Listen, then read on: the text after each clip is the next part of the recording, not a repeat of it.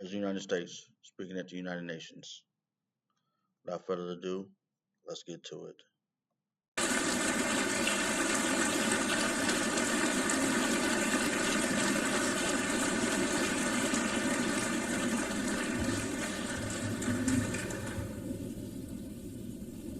Thank you very much. Very much appreciate it.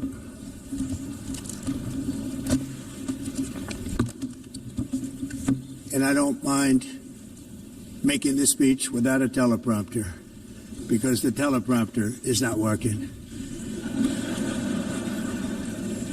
I feel very happy to be up here with you nevertheless, and that way you speak more from the heart. I can only say that whoever's operating this teleprompter is in big trouble.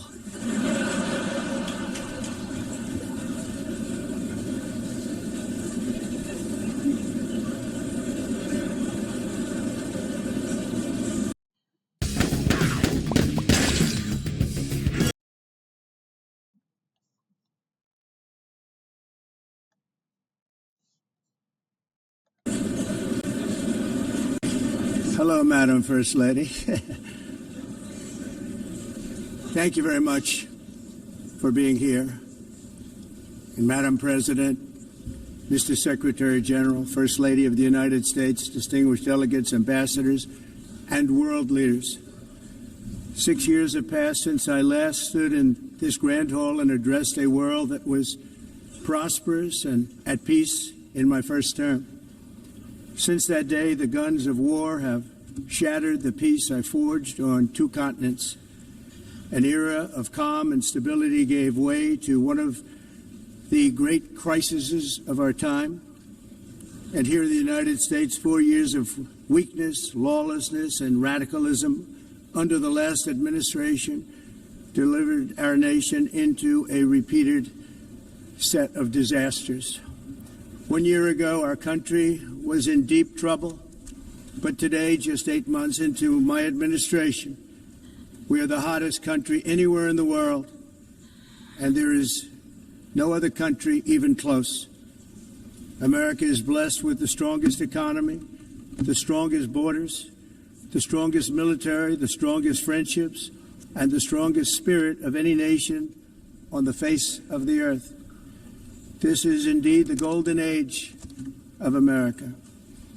We are rapidly reversing the economic calamity we inherited from the previous administration, including ruinous price increases and record-setting inflation like we've never had before.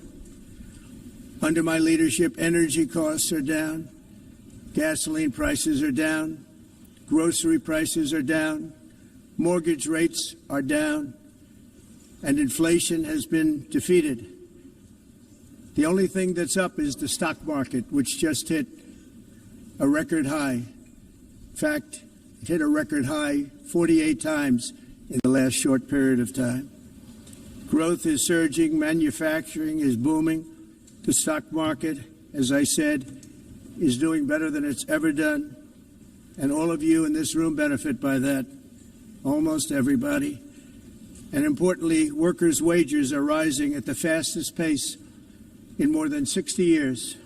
And that's what it's all about, isn't it? In 4 years of President Biden, we had less than $1 trillion of new investment into the United States. In just 8 months since I took office, we have secured commitments and money already paid for $17 trillion. Think of it, 4 years, less than $1 trillion, 8 months, much more than $17 trillion is being invested in the United States, and it's now pouring in from all parts of the world. We've implemented the largest tax cuts in American history and the largest regulation cuts in American history, making this once and again the best country on earth to do business. And many of the people in this room are investing in America, and it's turned out to be an awfully good investment during this 8-month period. Look at that. Look what the president is saying. He is telling us what we had to do and he's showing us how far we have came. It's amazing to see what's happening in America. You know, I'm excited about what's happening and where we have come. What is your opinion? What do you think? Has America changed since the last administration? Has it gained? Has it elevated? What is your opinion on this? Let me know. I would like to hear from you. Let's continue on. With a guarantee. But they had no idea, and I said it cost much more than $5 billion. Unfortunately, many things in the United Nations are happening just like that, but on an even much bigger scale, much, much bigger. Very sad to see whether the UN can manage to play a productive role. I've come here today to offer the hand of American leadership and friendship to any nation in this assembly that is willing to join us in forging a safer, more prosperous world. And it's a world that we'll be much happier with. A dramatically better future is within our reach. What's going on, guys? Built this little mini gym area that's show you guys what. Sorry about that, guys. Let's get this done. Get back to what the president had to say. Must reject the failed approaches of the past and work together to confront some of the greatest threats in history. There is no more serious danger to our planet today than the most powerful and destructive weapons ever devised by man, of which the United States, as you know, has many. Just as I did in my first term, I've made containing these threats a top priority, starting with the nation of Iran. My position is very simple. The world's #1 sponsor of terror can never be allowed to possess the most dangerous weapon. That's why, shortly after taking office, I sent the so-called Supreme Leader a letter making a generous offer. I extended a pledge of full cooperation in exchange for a suspension of Iran's nuclear program. The regime's answer was to continue their constant threats to their neighbors and U.S. interests throughout the region, and some great countries that are right nearby. Today, many of Iran's former military commanders, in fact, I can say almost all of them, are no longer with us. They're dead. And 3 months ago, in Operation Midnight Hammer, 7 American B-2 bombers dropped the 14 30,000-pound each bombs on Iran's key nuclear facilities, totally obliterating everything. No other country on earth could have done what we did. No other country has the equipment to do what we did. We have the greatest weapons on earth. We hate to use them. But we did something that for 22 years people wanted to do. With Iran's nuclear enrichment capacity demolished, I immediately brokered an end to the 12-day war, as it's called, between Israel and Iran, with both sides agreeing to fight no longer. As everyone knows, I have also been deeply engaged in seeking a ceasefire in Gaza. Have to get that done. Have to get it done. Unfortunately, Hamas has repeatedly rejected reasonable offers to make peace. We can't forget October 7th, can we? Now, as if to encourage continued conflict, some of this body is seeking to unilaterally recognize a Palestinian state.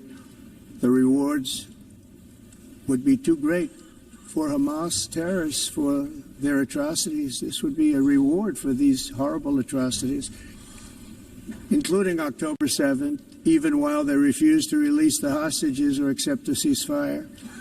Instead of giving to Hamas and giving so much, because they've taken so much, they have taken so much. This could have been solved so long ago.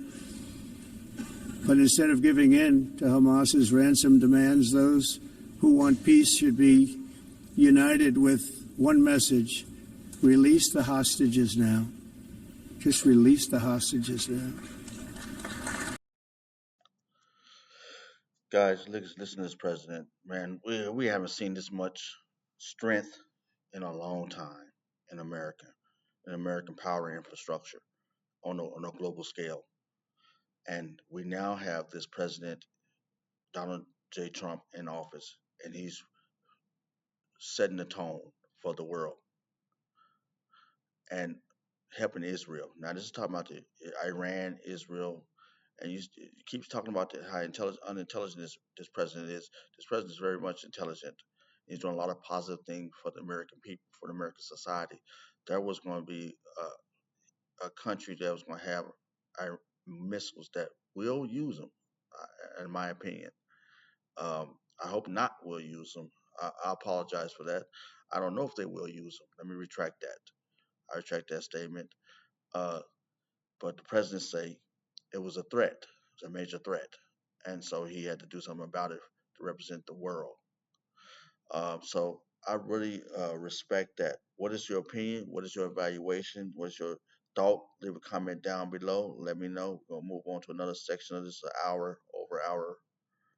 Uh, uh, uh, United Nations speaking. So we went to here. I'm trying to get to a point where I can show you some information. It's interesting.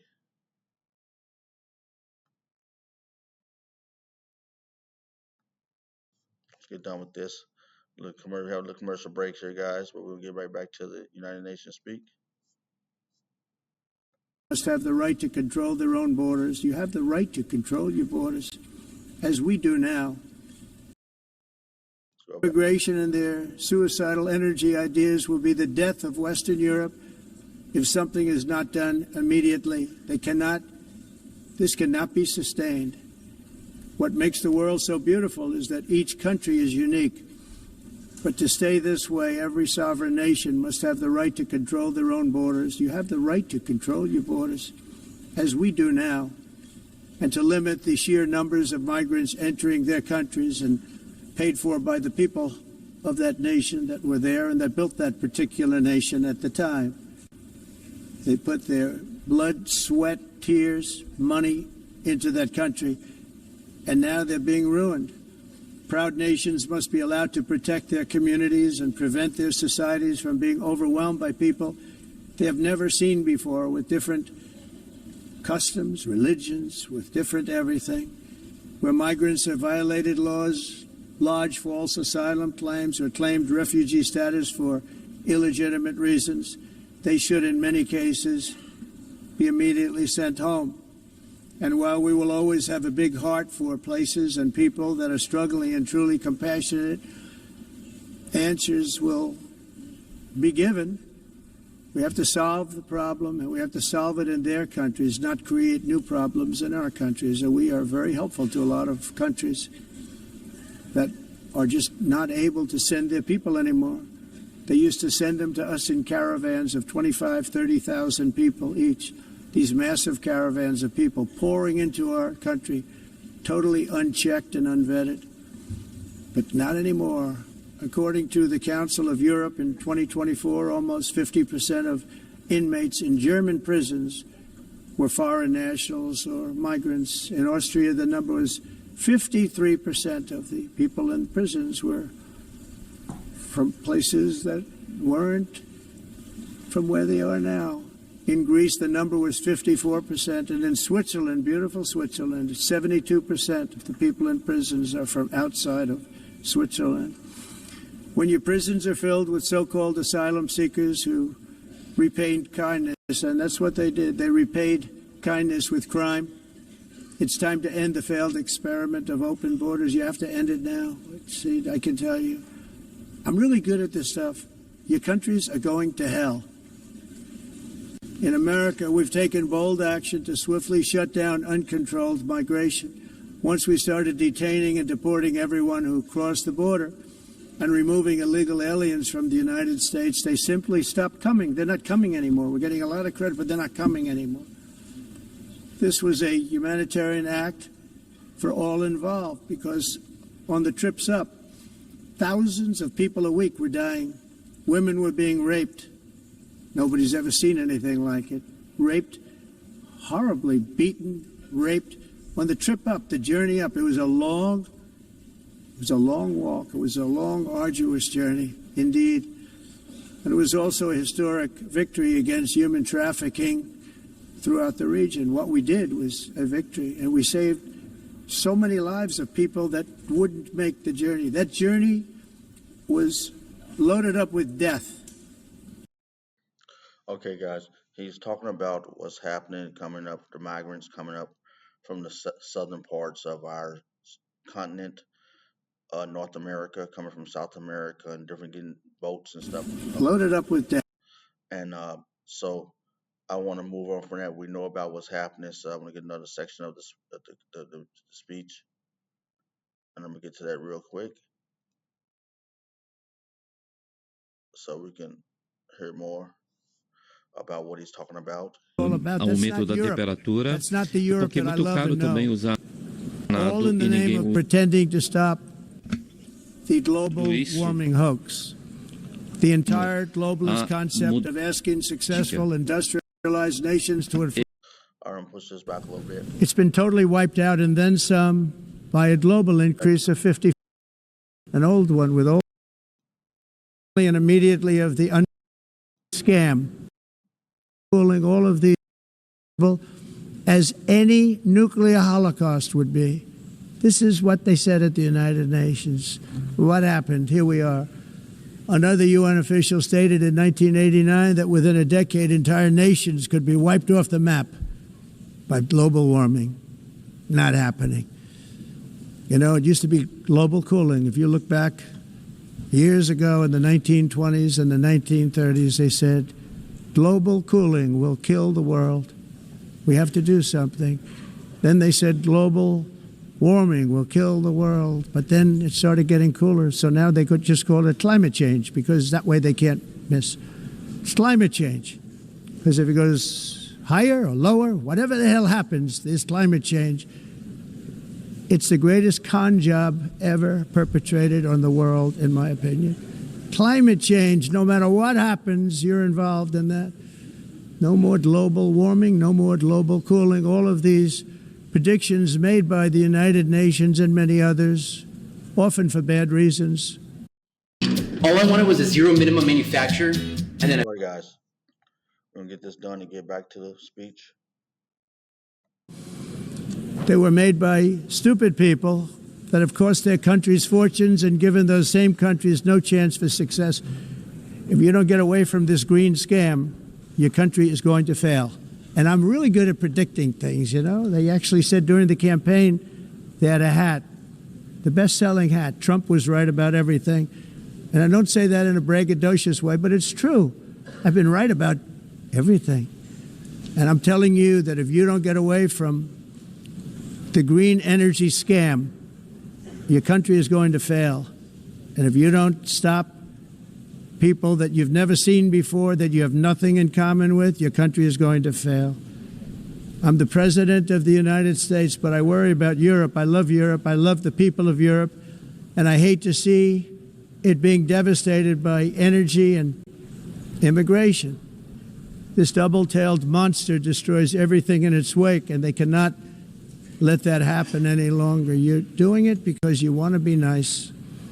You want to be politically correct, and you're destroying your heritage.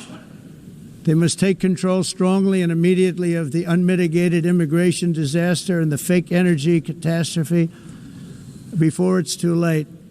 The carbon footprint is a hoax made up by people with evil intentions, and they're heading down a path of total destruction. You know, the carbon footprint, it was a big, big thing a few years ago. I remember hearing about the carbon footprint, and then President Obama would get into Air Force One, a massive Boeing 747, and not a new one, an old one with old engines that spew everything into the atmosphere. He'd talk about the carbon footprint, we must do so. Then he'd get in and he'd fly from Washington to Hawaii to play a round of golf. And then he'd get back onto that big, beautiful plane and he'd fly back and he'd talk about, again, global warming and the carbon footprint. It's a con job. At extreme cost and expense, Europe reduced its own carbon footprint by 37%. Think of that. Congratulations, Europe. Great job. You cost yourself a lot of jobs, a lot of factories closed, but you reduced the carbon footprint by 37%. However, for all of that sacrifice and much more, it's been totally wiped out and then some by a global increase of 54%. Much of it coming from China and other countries that are thriving around China, which now produces more CO2 than all the other developed nations in the world. So all of these countries are working so hard on the carbon footprint, which is nonsense, by the way. It's nonsense. You know, it's interesting. In the United States, we have still radicalized environmentalists, and they want the factories to stop. Everything should stop. No more cows. We don't want cows anymore. I guess they want to kill all the cows. They want to do things that are just unbelievable, and you have it too. But you know, we have a border, strong, and we have a shape, and that shape doesn't just go straight up. That shape is amorphous when it comes to the atmosphere. And if we had the most clean air, and I think we do, we have very clean air. We have the cleanest air we've had in many, many years. But the problem is that other countries, like China, which has air that's a little bit rough, it blows. And no matter what you're doing down here, the air up here tends to get very dirty because it comes in from other countries where their air isn't so clean. And the environmentalists refuse to acknowledge that. Same thing with garbage. In Asia, they dump much of their garbage right into the ocean. And over about a 1 week and 2 week journey, it flows right past Los Angeles. You've seen it. Massive amounts of garbage, almost too much to do anything about, flowing past Los Angeles, past San Francisco. And then somebody will get in trouble because he dropped a cigarette on the beach. The whole thing is crazy. I like what the president's talking about. He's talking about the carbon footprint now on this part. And what is your opinion about the carbon footprint? There is a carbon footprint, but is it a hustle? Is it a two-headed monster that's trying to play one side versus the other? Does it stop us from bringing manufacturing back to the United States? What is your opinion? I would like to know. Leave a comment down below. This is a good topic because I was wondering about that. Let's move on to another section. Almost done with this. Let's go to another part. The speech, what he's talking about, and we need to hear that part. I want to hear that. Let's see right here.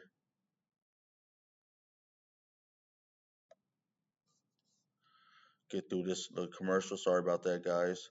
But just YouTube.